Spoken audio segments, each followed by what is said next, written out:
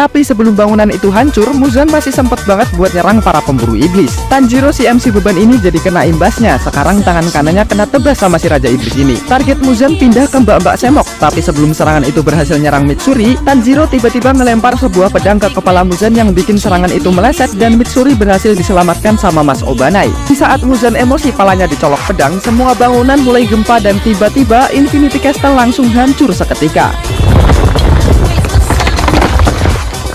Tanjiro masih selamat dari reruntuhan, begitu pula para Hashira lainnya. Akhirnya mereka berhasil membawa Muzan keluar dari Infinity Castle dan masih ada 1,5 jam lagi sebelum matahari terbit. Muzan tiba-tiba keluar dari reruntuhan dan langsung ngasih serangan membabi buta pada pemburu iblis di sana. Para Hashira langsung bekerja sama buat ngasih serangan terbaik mereka, tapi tidak disangka regenerasi Muzan mulai menggila. Saking gilanya serangan para Hashira ini kayak nggak ada efeknya. Padahal jelas-jelas serangan itu masuk ke tubuh iblis ini. Akibat serangan yang nggak efektif, mereka jadi terlalu deket sama jarak serangannya Muzan dan mereka jelas nggak bakal bisa ngindarin. Tapi waktu Muzan ngasih serangan ke para Hashira, mereka berhasil selamat karena para pemburu iblis kroco. Para pemburu iblis ini berkorban buat jadi tameng hidup biar para Hashira nggak kena serangan dari Muzan. Bahkan mas-mas gudul ini juga rela ngelindungin Tanjiro. Si MC yang nggak mau pengorbanan para pemburu iblis ini sia-sia langsung maju buat nyerang si Raja Iblis. Baru lari 5 meter doang, oleng terus.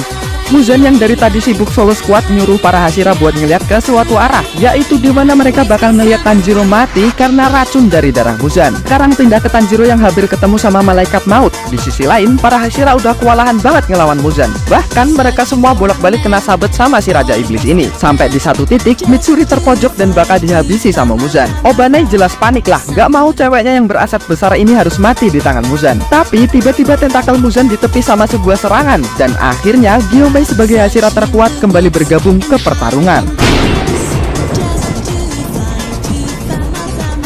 Sanemi juga ikutan datang yang tanpa basa-basi langsung nebas Muzan dari belakang. Tebasannya nggak mempan sama sekali dan akhirnya dia ngeluarin botol minyak terus dilempar ke tubuh iblis ini, ngeluarin korek dan ngebakar Muzan hidup-hidup.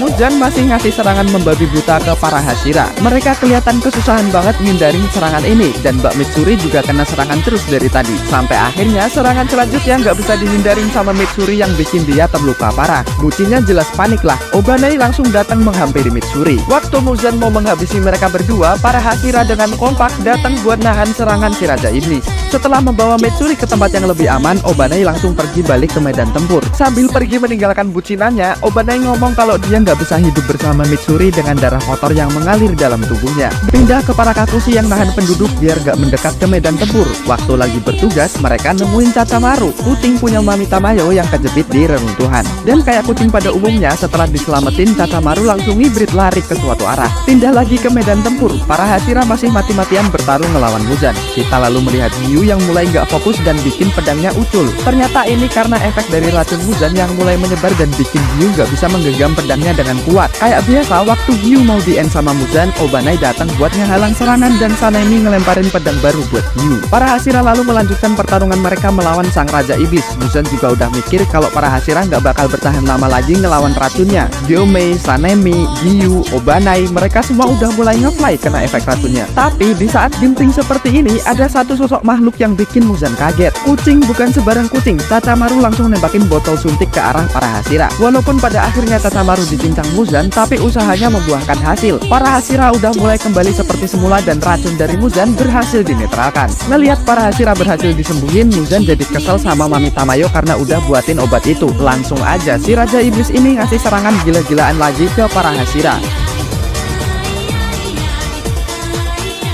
Ngerasa dirinya paling lemah di antara para Hashira, Obanai akhirnya mengingat sebuah momen di mana Muichiro berhasil mengubah pedangnya menjadi merah. Obanai juga punya ide yang sama, dia pengen mengubah pedangnya jadi merah. Berhasil sih, tapi gara-gara ngedengnya terlalu kenceng, dia malah jadi puyeng sendiri dan bikin dia oleng. Kesempatan gak datang 2 kali, Muzan bakal pakai kesempatan ini buat menghabisi Obanai. Gyu datangnya telat, serangan Muzan udah terlanjur menghajar dan menghabisi Obanai. Obanai tiba-tiba berhasil menghindar dan loncat ke atas. Muzan nge-lag sama kejadian ini. Obanai ini harusnya nggak bisa menghindar. Masih mikir kejadian barusan, sekarang dia harus kaget lagi karena tangannya buntung tiba-tiba. Mikir belum selesai, tangan buntung lagi. Si Muzan akhirnya sadar kalau serangan itu bukan dari para Hashira, melainkan ada seorang tak kasat mata yang punya pedang bergerigi. Muzan emang nggak bisa ngeliat, tapi dia bisa ngerasain dari suara angin dan sadar kalau ada 3 orang yang nggak kasat mata. Dia langsung nyerang ke arah suara angin yang dia dengar, dan bener aja di sana ada Inosuke, Zenitsu, dan Aoi yang pakai jimat tak kasat mata. Obana yang tadi oleng sekarang kembali ke pertarungan dengan pedang merahnya, di mana serangan ini berhasil memperlambat regenerasi si Raja Iblis. Zenitsu dan Aoi kembali pakai jimatnya dan ngasih serangan gabungan mereka ke Muzan. Obana yang masih mobat mabit pakai pernapasan ularnya.